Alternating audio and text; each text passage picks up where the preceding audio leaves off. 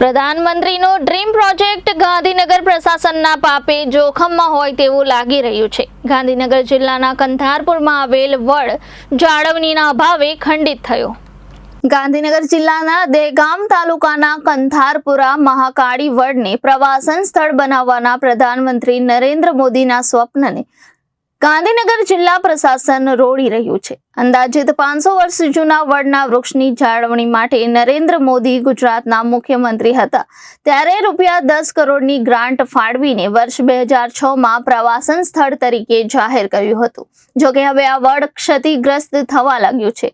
3 દિવસ પહેલા વડનો 20% જેટલો ભાગ તૂટી ગયો હતો કારણ કે ગાંધીનગર જિલ્લા પ્રશાસન દ્વારા આ વડની કાળજી લેવામાં આવતી નથી। ગાંધીનગર કલેક્ટરની સૂચનાથી દહેગામના મામલતદાર અને સર્કલ ઓફિસરે ગણતરીની મિનિટોમાં દોડી ગયા હતા અને વડની મુલાકાત કરી રિપોર્ટ કલેક્ટરને મોકલાવ્યો હતો।